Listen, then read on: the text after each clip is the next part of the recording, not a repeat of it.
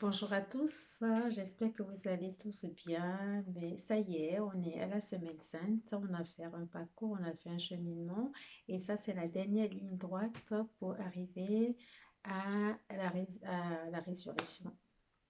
Et la mort et à la résurrection. Donc, je vous ai promis un cheminement et donc aujourd'hui nous allons commencer par le mot avarice.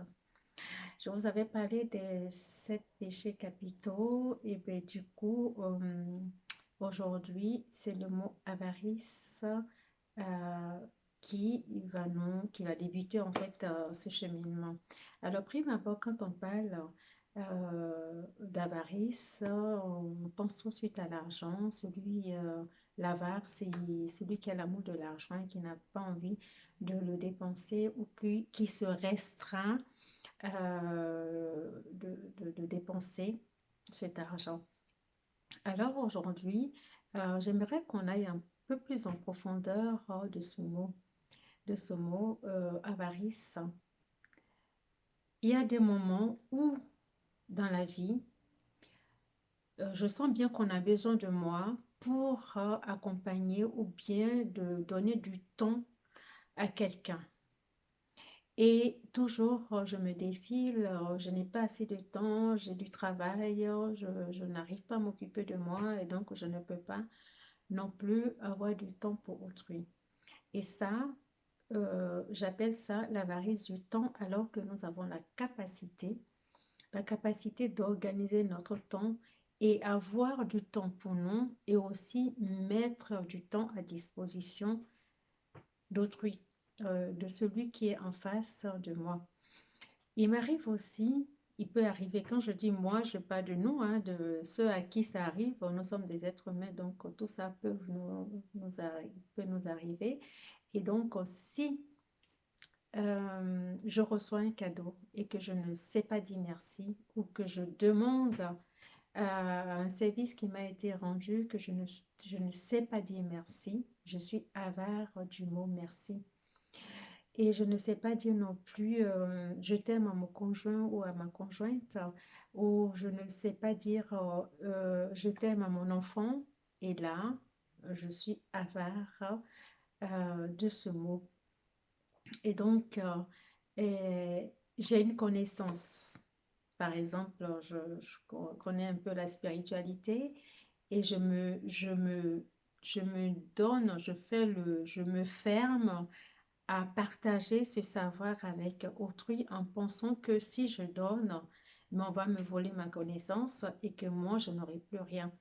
Et ça, on le voit dans la vie de tous les jours. Des gens, par exemple, au travail, qui ont une certaine connaissance, mais qui ne partagent pas cette connaissance et qui gardent tout pour eux. On a vu des gens qui avaient des connaissances des plantes, on a vu des gens qui avaient des connaissances dans des domaines exceptionnels et qui ont tout gardé pour eux. Et après, quand ils sont morts, mais il n'y a pas eu de partage, ils sont partis avec et personne n'a pu profiter de cette connaissance.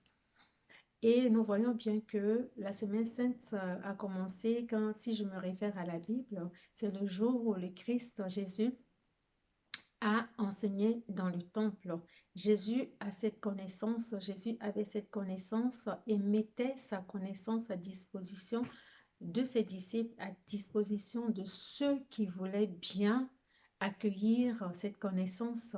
Jésus ne désignait pas là-dessus, il donnait, il mettait à disposition, il enseignait, il a toujours enseigné quand il s'est incarné. Et son enseignement, on l'a encore jusqu'à aujourd'hui. Donc, Jésus vraiment a mis cette connaissance à disposition. Et moi, aujourd'hui, est-ce que j'ai peur que si je donne ma connaissance, si je transmets ma connaissance à l'autre, est-ce que je vais être pauvre de cette connaissance que je transmets? Non. De quoi avons-nous peur? Pourquoi nous nous restreignons à ne pas donner, à ne pas partager? Pourquoi je ferme mon cœur au lieu de l'ouvrir et donner ce que j'ai à donner? Je vois par exemple les sans-abri. Moi, je vois souvent à Saint-Lazare, il y a des moments où je m'arrête et je parle avec eux. avec respect et bienveillance. Et je distribue, bon, ce n'est pas que je me vante de ce que je fais, mais c'est juste un exemple. Je m'arrête, je parle et après, je demande un peu leurs besoins. Et ensuite, parfois même, je ne demande pas, j'ai des choses et je leur donne. Et voilà, je donne du temps à ces personnes. Et en donnant le temps à ces personnes-là, ça ne m'enlève rien. Au contraire, moi, ça m'enrichit. Ça m'enrichit. Le sourire, ne serait-ce que le sourire dans le train ou au bord de la route, je passe, j'ai ce sourire et je souris à la personne qui passe. Même si la personne ne me répond pas par le sourire, je sais que j'ai donné quelque chose et que cette personne peut-être dans ses pensées et ce sourire peut effectivement enrichir la personne qui est en face de moi sans m'appauvrir moi. Voilà, de quoi, je reviens là-dessus, de quoi avons-nous peur? Pourquoi nous ne donnons pas? Pourquoi nous ne mettons pas à disposition? Aujourd'hui, c'est ce à quoi je t'invite, c'est ce à quoi je nous invite tous.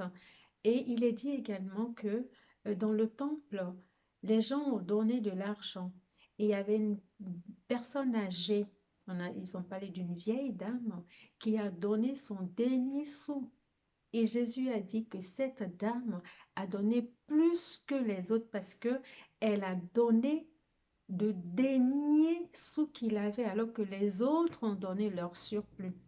Et le surplus, on ne le sent pas quand on donne le surplus. Bon, allez, j'en ai un peu plus, tu donnes. Bon, c'est aussi bien de donner quand on a du surplus.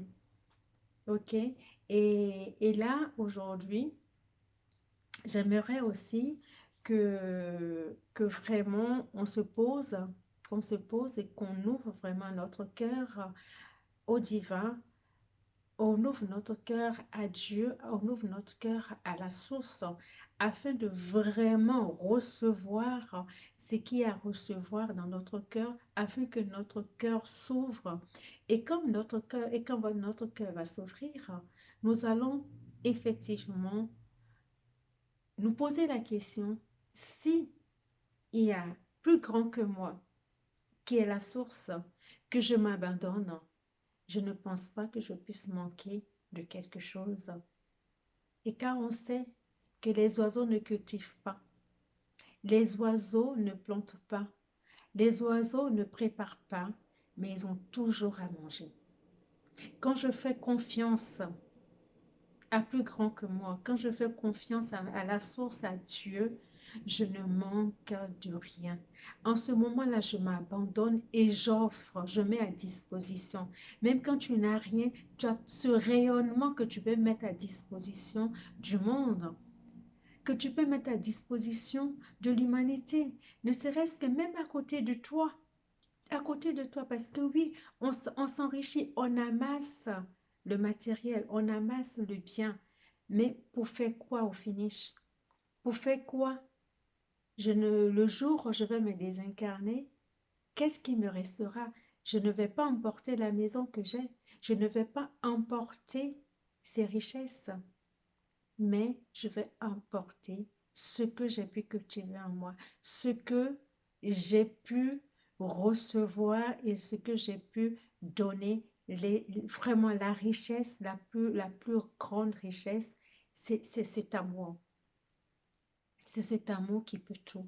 Cet amour qui nous fortifie. C'est cet amour qui nous enrichit. Cet amour qui est là, qui est mis à disposition, que Christ a mis à disposition afin que nous puissions véritablement aussi vivre cet amour. Et aujourd'hui, ce que je te demande, c'est que je t'invite à t'ouvrir. Je t'invite à t'abandonner à Christ. Je t'invite à t'abandonner au divin et à méditer véritablement sur cette vie en fait. Parce que la personne à qui je veux rendre peut-être un service et que je me refuse, dis-toi tout simplement, si c'était la dernière fois que tu voyais cette personne, qu'est-ce que tu allais faire? Qu'est-ce que tu vas faire si c'est la dernière fois que tu vois cette personne-là. Et donc, il est important pour nous de nous ouvrir. Nous cultivons notre intériorité, mais il est important d'ouvrir ce cœur, ce temple, moi j'appelle ça le siège royal. Le siège royal où le divin siège. Et donc, aujourd'hui, au risque de me répéter, je t'invite tout simplement à te poser, à méditer, à t'abandonner, à méditer sur cette vie et quand tu ne seras pas là, en fait, à méditer sur la mort. Et ensuite, maintenant, à apprendre à donner sans avoir de retour, sans attendre en fait un retour. Tu donnes parce que tu as envie de donner. C'est vrai, il faut que ça fasse le va-et-vient, mais forcément quand tu donnes, tu vas recevoir. Et ça, j'ai fait l'expérience et j'en fais toujours l'expérience. Je donne, je reçois. C'est de l'énergie, ça doit circuler. Ça doit circuler. Comme on dit, la nature a horreur du vide. Il faut donner pour recevoir. Mais quand tu retiens, il n'y a rien qui circule. Donc, il faut que ça circule. Donc, voilà ce que je te propose aujourd'hui. Te relier au divin. Méditer sur la mort. Quand je ne serai plus là, qu'est-ce qui me reste? Quand je vais me désincarner, qu'est-ce qui me reste? Et ça, je dois le cultiver maintenant, ici et maintenant. Et ensuite, demander à ce que j'apprenne à donner, que tu apprennes à donner, que tu apprennes à partager. Voilà ce que j'ai à te dire aujourd'hui. Je t'embrasse et je te dis à demain. Au revoir.